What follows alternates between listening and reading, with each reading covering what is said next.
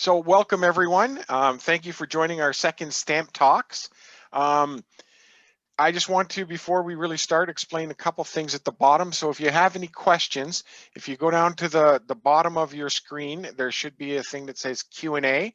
So you can just type your questions in there, and then that'll give us a view of seeing what questions are there.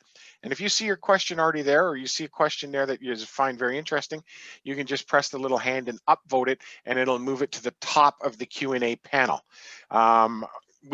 David or myself, probably David if it's about his presentation, can go through and answer the questions live, and then once he presses the little button, they'll disappear, so it helps us control the questions and get to everyone's questions in a timely manner. So today's speaker is David Foote. Everyone read hopefully all about the talk and about him. He's an incredibly accomplished person and a very interesting person. I've seen a few of his talks. The Pitcairn Islands, how do you say that? Pitcairn Island talk.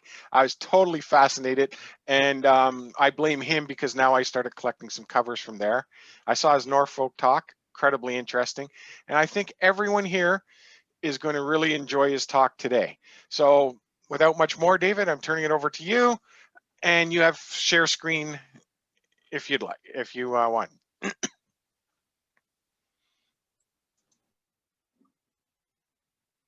Hello? Hello? Yep, it's up. Is it up? Yes. For everybody? It should be if I can see it. We got it for other people? Everyone should have it. If anyone can just type in the chat if you see it there. Yep, they can see it. Good. There's a couple. Okay. So there we go. Thank you, Joe, and thanks for the people who are joining us. Great to have you with us.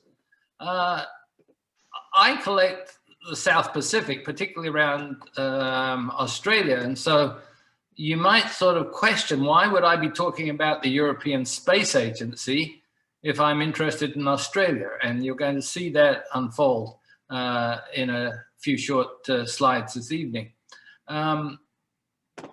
In the 1950s, most of the rocketry was oriented at intercontinental ballistic missiles. And Britain, the US, and of course Russia were madly trying to get intercontinental ballistic missiles going. But by the late 50s, the expense of this sort of research and development, plus all the failures as well, meant that increasingly the rocketry moved towards satellite launching. And the satellite launching, of course, is what we use rockets for primarily today. And the question then is, can you put a satellite into orbit? And that became the issue of the late 50s, early 60s. And Great Britain, which had been doing a lot of the intercontinental ballistic missile development, signed a deal in 1961 with France to develop a satellite launcher organization. And very quickly that folded into a European group called ELDO, the European Launcher Development Organization, or as and the French equivalent, since both Britain and France were the beginning sponsors. Also coming on board was France, Belgium, Italy, the Netherlands, West Germany, and Great Britain brought Australia in. And the picture in the background that I'm going to use is, in fact, this is the rocket site. Now, this is a picture of a desert. It's the Australian desert. It's the launch pad for the rockets, for Woomera. We'll come back to that name in a moment. This is actually desert here, and the couple of lakes that are around here are only lakes about once every 5 years. And otherwise it's sand dunes. Now the rockets and parts were brought in They were assembled in this assembly area here, and it had lots of levels on it. And the rockets were then moved down, the gantry moved down into the launch site here. And this is an example of one of the rockets we're going to be talking about today, the Europa 1 rocket. And it fired from that little gantry there, and the exhaust fumes came out down here, so you didn't have to worry about being scalded and everything. And this is on the side of a lake too, and in the middle of nowhere. So we'll come back and talk a little bit more about that. But the point here is the organization was established in Europe, and it was for a purpose of launching European satellites. But Britain brought Australia on board because Australia could provide the launching facilities for these satellites. Remember, if anything went wrong, you didn't want it to come down on lots of people, or you didn't want it to come down on lots of important vegetation or farms. You had to make sure that it was in the middle of nowhere. So this is the launch site. This is the basis for all the launches, pretty much all the launches, one of them with one exception that we're going to talk about today. So moving on, how did I get interested in this? Well, as a kid growing up in Australia, sort of as a kid, 8, 10-year-old, I used to collect trading cards that came with the breakfast cereals. In Australia, the breakfast cereals had the trading cards between the box of the cereal and a wax paper outline, so you could just about see through, and they were always turned around so you could see the number, but not necessarily the picture. And then you could buy an appropriate album, if you like, to stick the cards in. And I think the parents in Australia encouraged this sort of thing because you learned all sorts of things. I learned about different nations of the world, explorers of the world. This particular set from the Sanitarium Company, and of course some of you may well know what the Sanitarium Company is still operating today and here in Canada. The Sanitarium Company produced, and this would have been the mid-1950s, cards for the Children's Australian Encyclopedia. And I remember way back in that time being fascinated by one of the cards, and it's the one down here in the bottom right. It's card number 52, and it says Woomera Rocket Range. Now, in the encyclopedia, it didn't appear under W for Woomera Rocket Range. It didn't appear under R for Rocket Range. It appeared under South Australia because, in fact, the Woomera Rocket Range is located in South Australia, and I'll show you maps in a moment. But it was amazing that when you read the encyclopedia description for South Australia, and it continued on into the next page, it never once mentioned the Woomera Rocket Range, even though the card showed the Woomera Rocket Range. And I found this quite surprising. It's not all that surprising in retrospect, because in the 1950s, Great Britain was testing atomic bombs, atomic devices at the Woomera Rocket Range, and nobody knew about it. It was a completely secret hush-hush operation. In the end, they detonated 9 atomic bombs on Australian soil in the 1950s, and that's another interesting sideline. But Woomera was a mystique for Australian kids. Furthermore, of course, with the launch of Sputnik in 1957, and then, of course, the flights of John Glenn, and I should put Yuri Gagarin first, further intensified a young kid's interest in rockets and rocketry and their uses. And that's where my interest stemmed from the very, very beginning. I was quite impressed with the fact that I could find my old album here, my old encyclopedia booklet to show you. So moving forward, I'll go back and sort of say, if this is your interest, how do you show it philatelically? Well, I remember having a shoebox at the back of my closet, and it had Australian space covers, and a lot of them were Apollo tracking covers and all the rest of it. And that shoebox hadn't been looked at for a long time. And what COVID did and the pandemic did, it allowed me to go into my shoeboxes. And I found that I had a lot of these Europa rocket covers that we're going to talk about today. And in fact, I do remember after I moved to Canada buying the first shot of this rocket, what's called F1 for flight number 1. And I remember paying $27.50 for a cover. This would be in the 1980s, I think. And first of all, I wasn't very interested in postal history at the time, but I saw this cover and it was the first cover, and I said to myself, you know, this is the first one. It's probably going to be the most difficult to find. If you really are interested in doing something with this, buy it now while you can. It turned out it isn't the most difficult cover to find, but we'll come to that in a minute. So I remember paying the astronomical sum of $27.50, according to my little notes on the back of the cover, for a cover that I wasn't sure I was ever going to take anywhere. But there it was in my shoebox, and I emptied the shoebox and pulled the stuff together and realized I did have a cover for all of the flights. And so then how do you put it together? Well, that's what goes to the next page.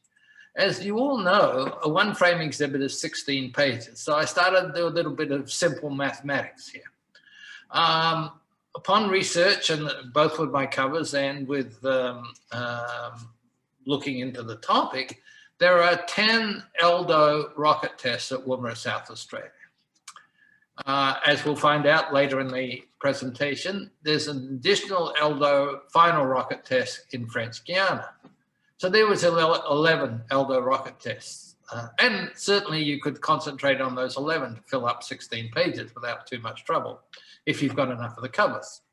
But right near the end, the British got pretty annoyed, and they didn't back out of ELDO. They continued to support and provide rockets to ELDO, but they engaged in their own tests to put a satellite into orbit.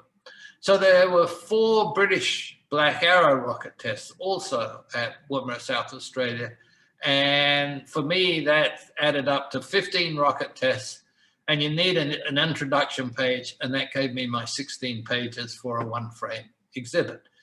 Now, it didn't quite turn out that way, but that's the way I organized my thoughts. And tonight, I've left the covers on the pages of the one-frame exhibit, but I've also supplemented it with some other material. So that's how I started to organize it. And so then the logical thing is you have to put together a plan, but with 1 test per page, it was pretty obvious. The plan starts with an introduction. First of all, looks at the one-stage flights, and they were from 64 to 66. So I want to make the point here too, by the way, as we look down the chronology here, that these covers are all, even though they're collector inspired, they're all 50 plus years old. And so we tend to look at these covers and think, oh my goodness, you know, modern material, but they're not modern material anymore, and they're not readily available, and some of them are very, very difficult to find. So then becomes your plan. You're going to look at the one-stage flights, and I'll explain that in a minute, 2-stage flights, 3-stage flights, the British exit and the Black Arrow flights, the 4-stage flight, and ultimately the establishment of the European Space Agency in 1975. So it's pretty chronological. And a stage, of course, is a rocket stage. So a 1-stage flight means there's only 1 rocket firing. A 2-stage flight means there's 1 rocket firing into another rocket, and that's firing. And a 3-stage flight means you need 3. And back then, you'd probably need a satellite at 3 stages to get up into even close Earth orbit with a satellite. So this is a logical way to present the material. Now, everyone wants a synopsis, and Joe very nicely put together a short synopsis, which many of you may have read, but in case you haven't, I thought that I would quickly go through the synopsis. By the way, this is the ELDO logo, and they were tested in Australia. Nice little kangaroo. We'll come back to Esro a bit later on. So the synopsis typed out, it's a one-frame postal history exhibit, shows the contribution of Australia to the establishment of the European Space Agency. It illustrates the transition from early post-World War II rocketry from intercontinental missiles to satellite launches, And that's what underlies most of the communications age today, is all the satellite launches, although the satellites now are significantly higher above the Earth than they were in the early days. In the 1960s, the rocket launch site at Woomera in South Australia was second in activity only to Cape Canaveral in the USA. This was a very, very busy place. Much of it was secret rocket launches, but the more that we've learned as some of the material has been unveiled, or at least taken out of secrecy, we now realize just how big that Australia, Great Britain, Europe weren't the only countries launching rockets there, but a lot of others were. The European Launch and Development Organization, ELDO, was established to develop a satellite launch vehicle for Europe. Covers are shown for all 10 Woomera Europa 1 rocket tests, although the covers are primarily correct or expired. As I said, they're over 50 years old.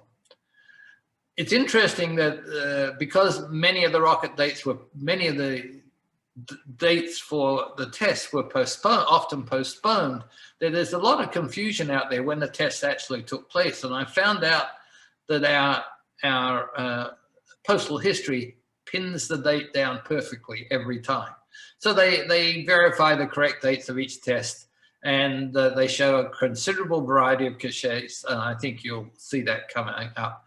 And when they're mailed, they go to a lot of interesting places.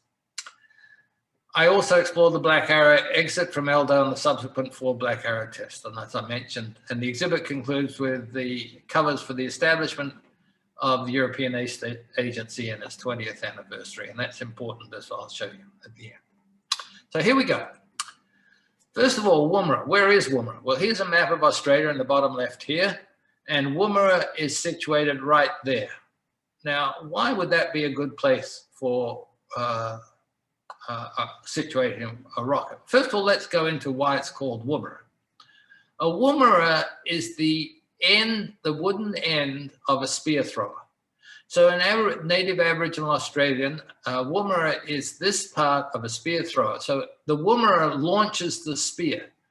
And that's why the name was chosen for this location in Australia, which was established as a rocket range in 1947 after the Second World War, to be used for long-range weapons testing. Why is it a good location? Well, look over here on this map. Woomera is about here. West Australia here, South Australia here, the Northern Territory here. Most of you are probably familiar with the eastern states, New South Wales, Victoria, and the island state of Tasmania and Queensland, which I collect the little island up here called Thursday Island, but that's off topic at the moment. So here's Woomera and here. Now, if you fire a rocket in this direction here, you have something like 2,000 kilometers of basically uninhabited desert. And even if it goes haywire, you've got lots of desert around it. So there's a Nullarbor Plain down here, the Gibson Desert, the Great Sandy Desert. So this is a huge, pretty much, it was considered at the time, unpopulated area. Yes, there were sheep stations and cattle stations here, but they're very remote parts. And of course, there were Aboriginals there. And they did put up notices. They put them up in English, which of course none of the Aboriginals could read at the time. And in fact, there has had to be a settlement with the Aboriginals that suffered as a result of the atomic bomb tests. But this is where the atomic bomb tests were being tested too. But the name Woomera comes from the spear launcher of the native Aboriginal people. So the first few tests were going up in this way, and the idea was the rocket would come down about here, and you'd still got 2,000 kilometers pretty much.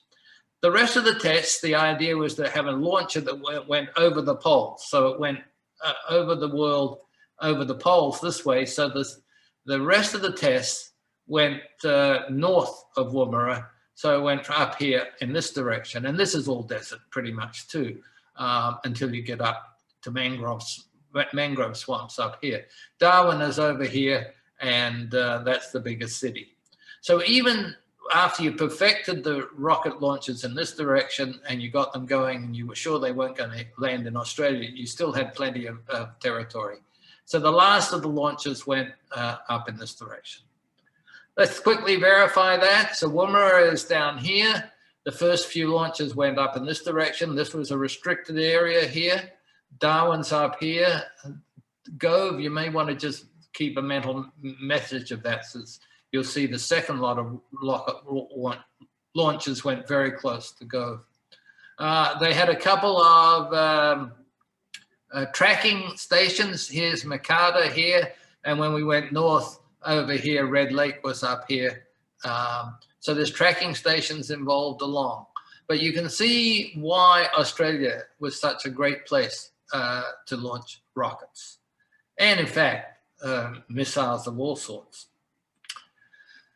So the first page sets up the introduction and shows one of the rockets. This is literally a Europa 1 rocket. And as I said, there's a bunch of nations on board: Australia, Belgium, Britain, France, Holland, Italy, West Germany, and the Netherlands. Well, I did say Holland, so the Netherlands. So France, Belgium, Italy, the Netherlands, West Germany, Great Britain, and Australia. This is literally one of the rockets taking off from this launch pad. And the rocket was initially a 3-stage rocket. The bottom of the rocket here was British Blue Streak, and they pretty much developed that rocket out of the intercontinental missile tests in the 1950s. So they just adapted that rocket. Second rocket, since this was a European event, the second rocket was going to be the French Coralie rocket. And so the second part of the second stage was French. The third stage was then going to be the German Astris rocket on top. So the first one fired, you got you off the ground. The second one then fired to get you into the atmosphere. The third one fired to get you into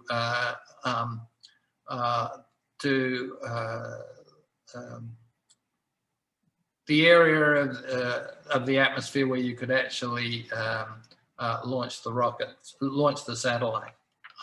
I'm struggling at the moment for the right thing. The satellite was then going to be produced by the Italians.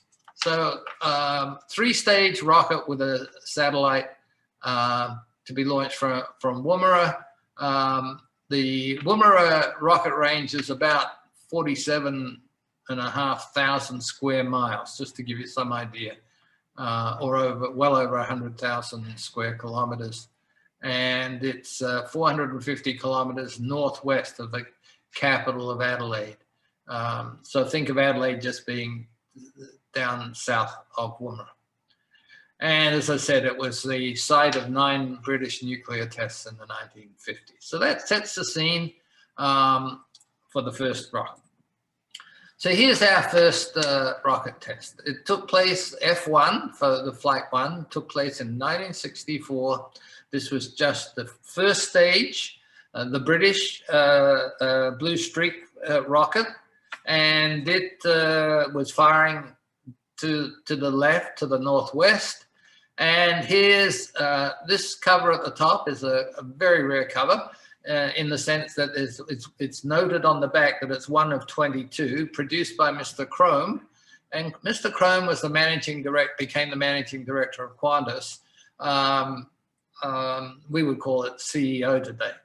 But the very first ELDO flight signed by the Minister of Aviation, the Minister for Supply, and the Secretary General of ELDO. And by the way, the postmaster got his signature in there. But it's one of 22. And this one was destined to go to Sir Hudson Fysh, who's the person who established Qantas.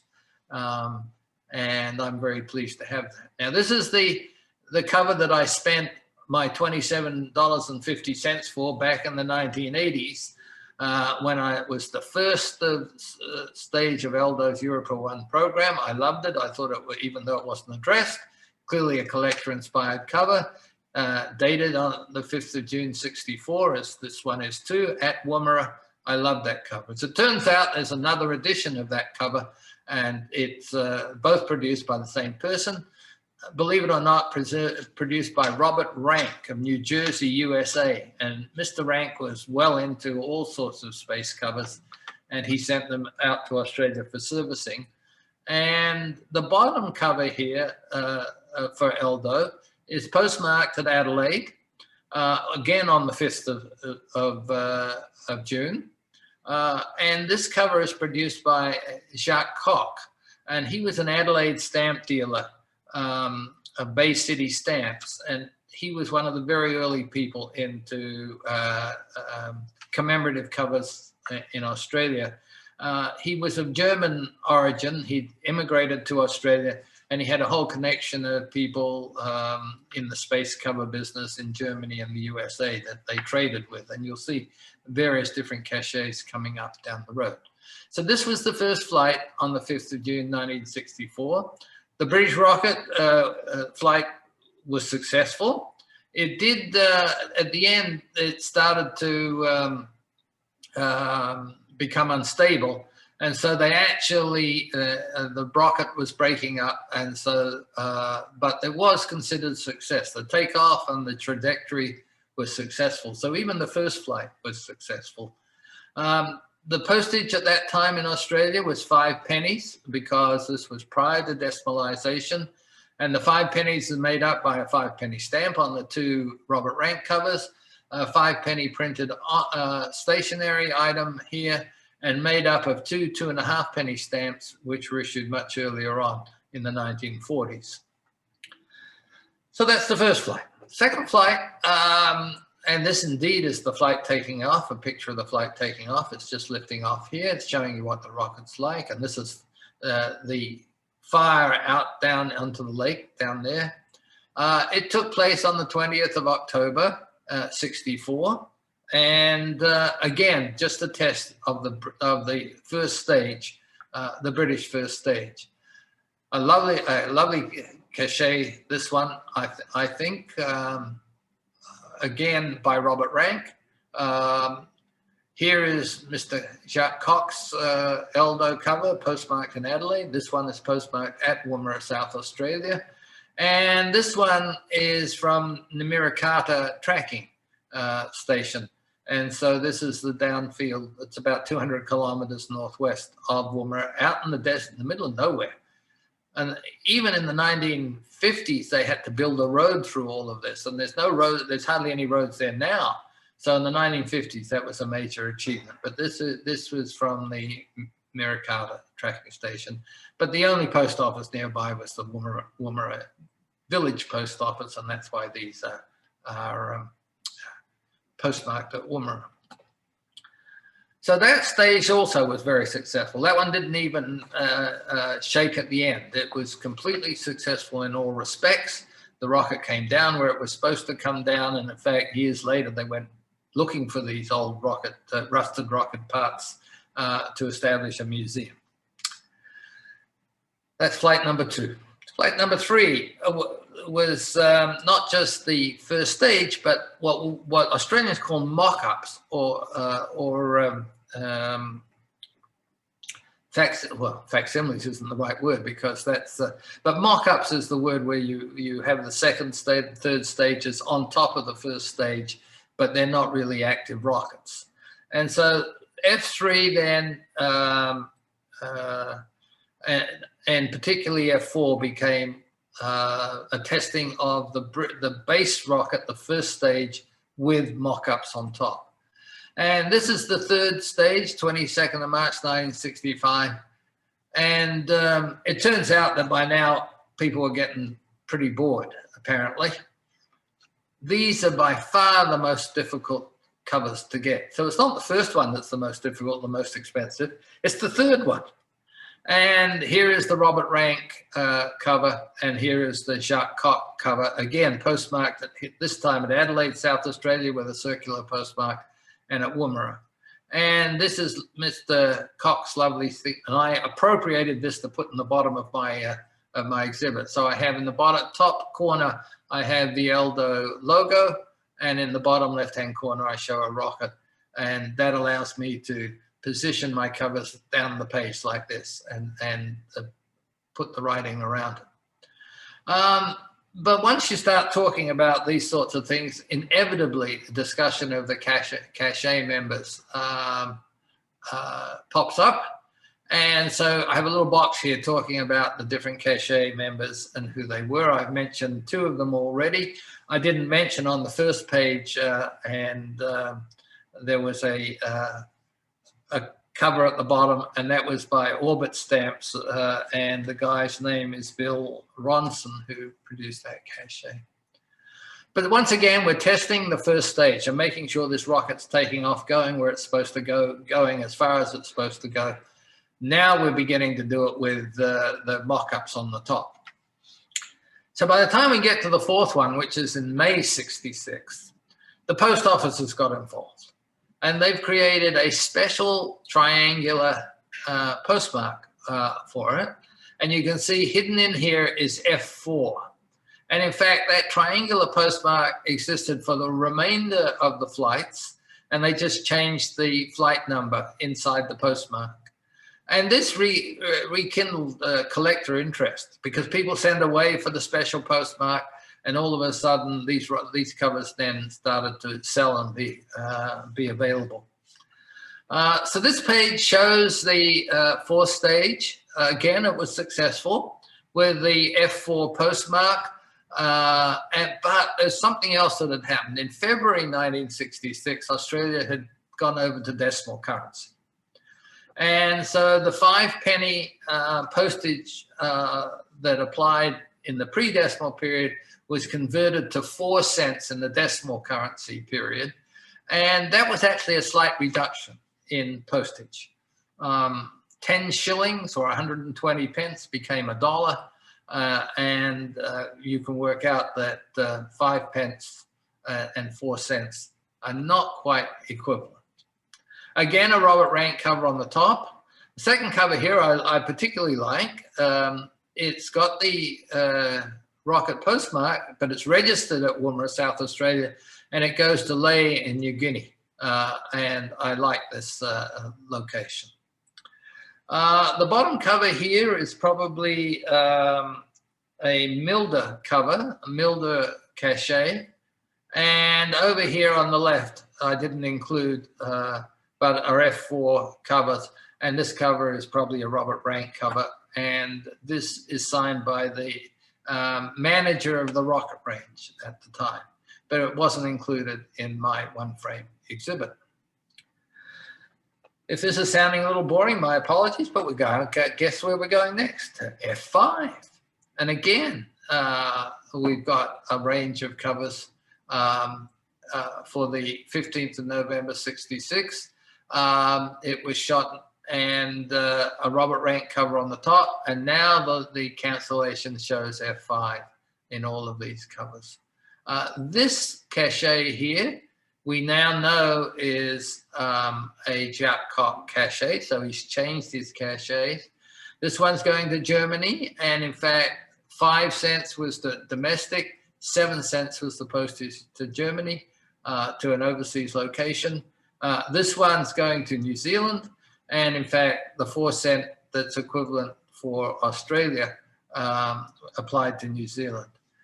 This cache, there's a very famous Australian cache maker called Arthur Bergen. And Arthur Bergen produced a few caches for the ELDO flights starting here. Up here, I actually made a mistake. It's a 5-penny stamp. Now, this was now not valid because it had been replaced by the 4 cent decimal stamps. But obviously, this cache still got through and got canceled. So these were the 5 first stage flights. And now we move to the second stage flight, which includes the French Coralie rocket on top of it. All the first stage flights, the British flights, have been pretty much successful. So the second stage flight, they were called F61 and F62. Why, I don't know. Why they weren't called just F6 and F7, I don't know. But this is the first stage British flight, then firing into the second stage French flight. In the first one, F6.1, which was on 4th of August 1967, and here we got, and they've even fit in a 6.1 into the, oh, you can't see it on that one so well, into the triangular postmark. Both of these covers are going to Germany. This is correct, 9 cents for Germany. This applied everywhere in the world, an aerogram. And it's very unusual to find one of these cachets on an aerogram. This is underpaid for Germany, but it's very clearly a Europe at 6.1, and it's a different cachet again. We do not know the originator of this cachet, but it's probably one of Mr. Koch's German friends. So here is Mr. Koch down here with his square cachet, and in fact, it's addressed to Brighton Boulevard in South Australia. So it's a locally destined cover. The bottom line here was the first stage was successful, but the second stage failed to ignite. So the British stage was successful, but the French stage failed to ignite. Therefore, the flight was a failure. But they moved on. And moving on to 6.2, again, a 2-stage flight. And here we have, again, showing the cancellation with a 6.2. This covers going to Sweden. I have no idea who this made this cachet, but it is very nice. It's actually quite gold. You can't see that so well in a zoom. And this indicates what happened. The first stages, the F1 to F5 went out here. F6 was supposed to go up here. And the idea was after the first stage, the British first stage had burned out, it would come down here. And then the second stage, which was the French stage, it was supposed to come down in the sea north of Australia, actually north of Papua New Guinea, which is in here. So this showing trajectories is very nice. It's true the launching was only partially successful, since on F6.2, the same thing happened again. Not the same thing. The first British phase was successful. The second stage ignited this time, but it didn't separate from the first stage. So once again, we had only partially successful launch. The cover on the left has one of the German stamped on hand stamps. And these are very hard to get in at least this part of the world, British part of the world. I don't know how readily available they are in Germany, but they're not easy to find. So again, looking at nice, very different sorts of cachets than we've looked at up to now.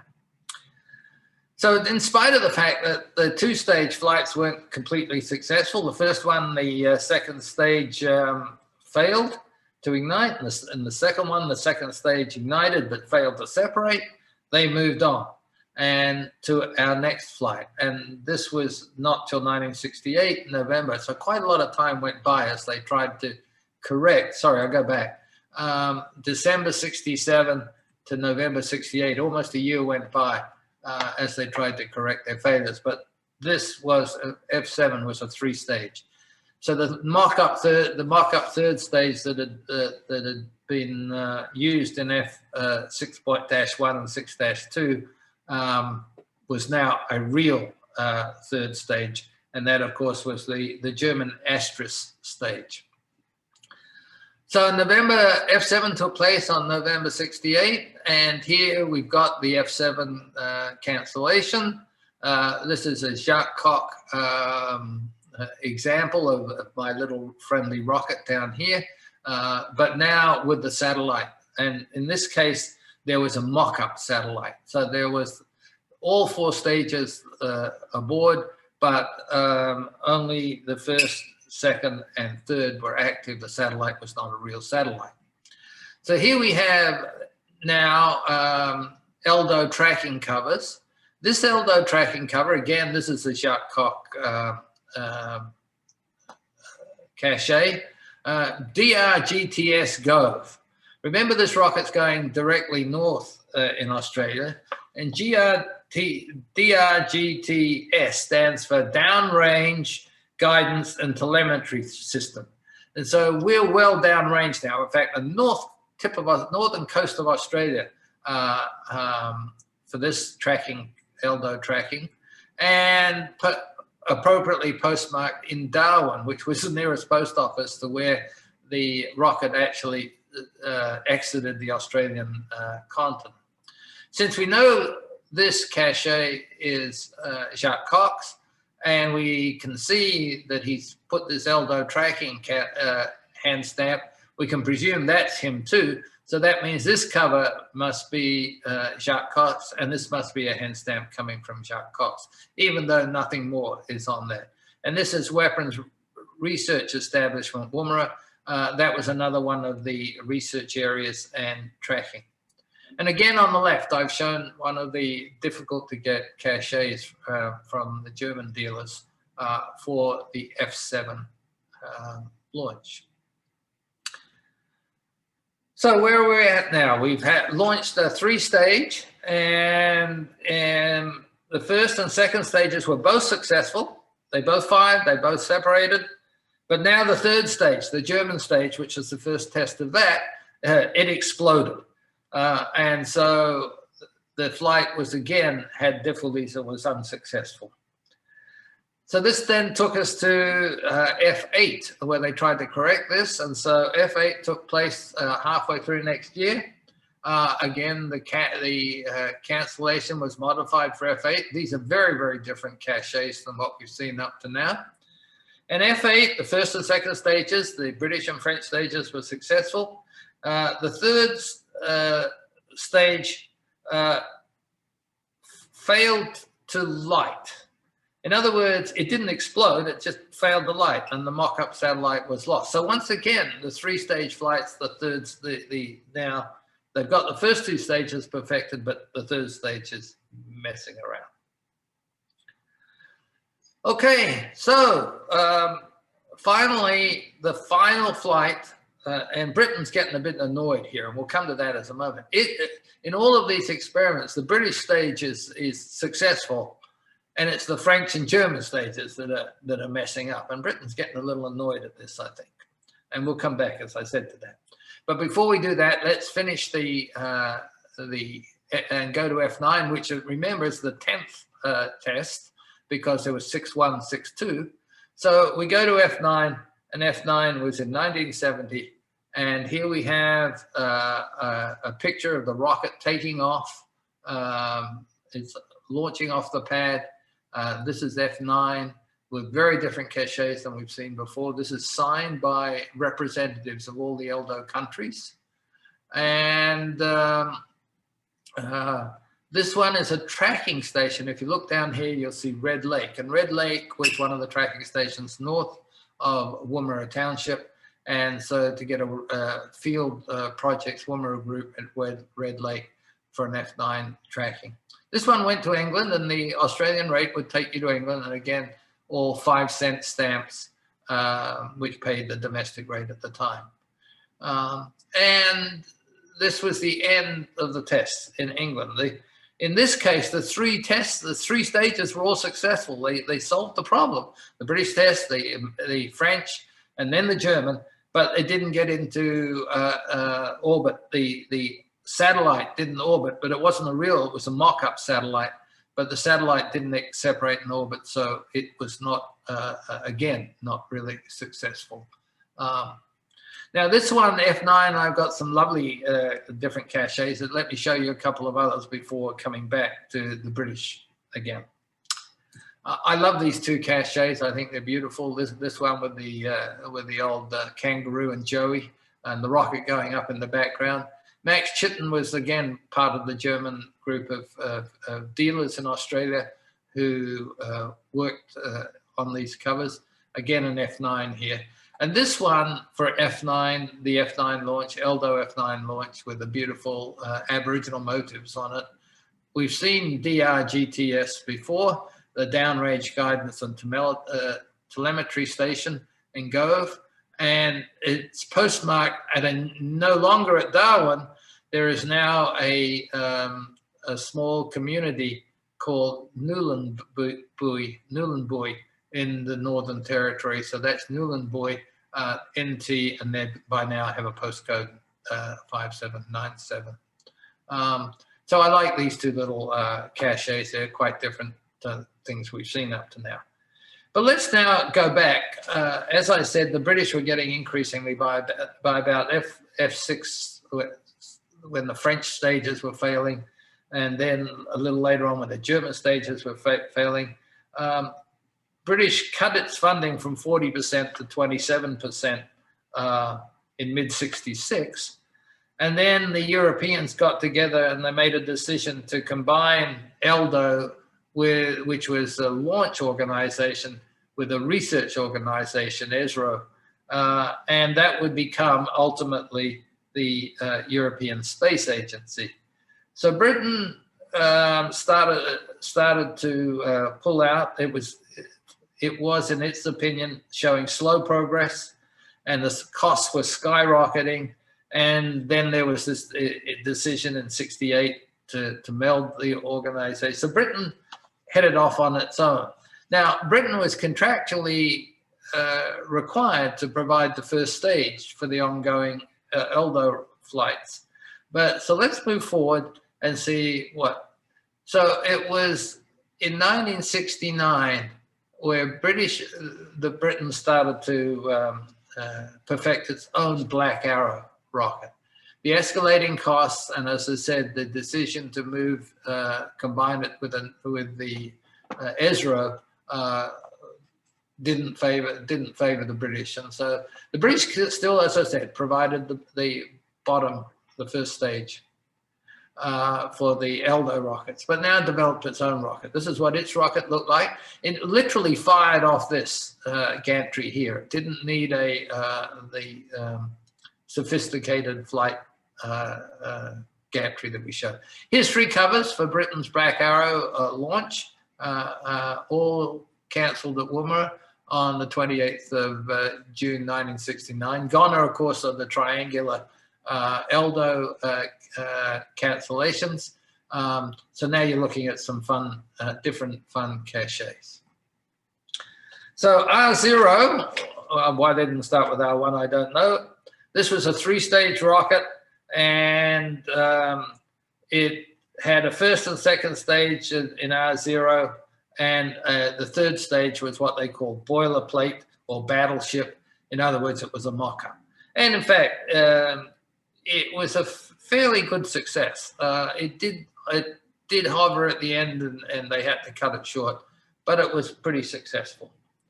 R1, here we have R1. It's on March 1970. Here's a rocket for R1, and this is where I needed to steal a page for my last, for my final page, as you'll see. So I combined. This is the only time where I've combined two flights at the same time. So the top cover here is R1, and it was the 3-stage Black Arrow launched in 4th of March 1970. It was totally successful. And this is R2 was the first one to include a satellite. So R0 had a battleship third stage and a boilerplate, what they call a boilerplate payload. In other words, a mock-up third stage and a mock-up satellite.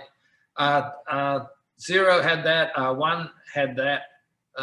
Had an active third stage, but a mock-up satellite. R2 was the real thing. It was the complete rocket. No mock-ups here. This had a satellite. It had a gold-plated satellite in it, and it wasn't successful. The second stage failed, and the third stage didn't reach orbit.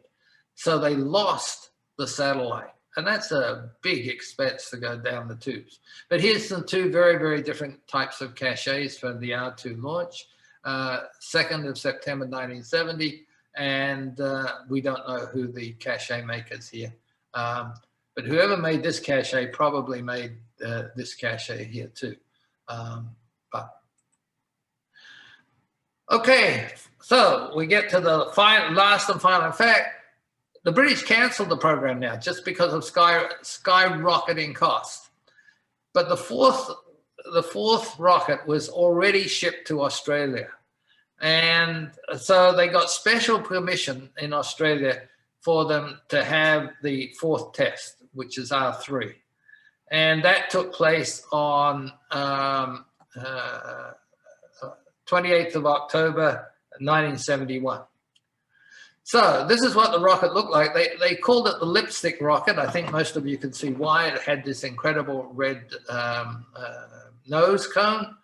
And the British were really, or the engineers were really, the rocket engineers were really happy because R3 on the 28th, even though the program had canceled, everything was successful.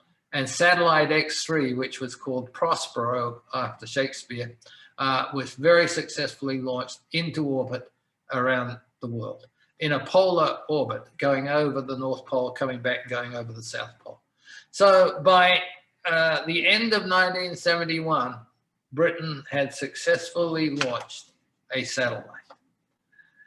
Well, this left the Europa program in a little bit of a discussion, and they decided that F10, we got up to F9, remember, F10 would be cancelled. Big discussion took place, and they decided that a transpolar orbit was not the best way. The best orbit was around the equator. There were more people, and it was easier to manage. And so the French got the rocket site moved from Woomera in Australia out to French Guiana. And the fourth stage flight was in Kourou, French Guiana in South America. The rockets were fired up in the May of 71. Remember, Britain now has not succeeded, but the launch didn't take place until the 5th of November, 1971.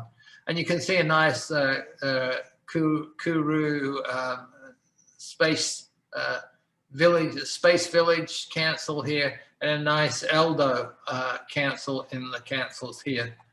Unfortunately, F11, F10 had been cancelled. F11, the guidance failed and the rocket disintegrated. It had a mock-up satellite on it, so it wasn't a huge cost. And as a result, the next flight was postponed. And the program, the Europa program, ended up being cancelled, abandoned in April 1973. And not surprisingly, with all the activity having moved to Kourou, this is when the very successful Ariane program that the French used and used to this day was established. That was established in late 1973. Finally, then, we need to wrap this all up. And as I said, back in '68, they made the decision to combine ELDO with ESRO and turn it into the European Space Agency. The European Space Agency came into existence in 1975. And here's a cover for the creation of the European Space Agency, nicely cached and postmarked in Paris, where they have their headquarters. But I particularly like the bottom cover here, and which I didn't know existed. This is a typical eBay type purchase. And here we have not a stamp, but a meter from Rome, Italy, celebrating the 20th anniversary of the ELDO program, but of the European Space Agency program. But if the agency hadn't been it was only established in 1975, how could a cover in postmarked in 1984 represent 20 years? Well, the only way it represents 20 years is to recognize the fact that the first European Space Agency rocket flights took place in Australia in 1964. So 1964 to 1984, this is a recognition that indeed the European Space Agency realizes, of course, that Australia played a major role in the establishment, in its establishment. Thank you very much.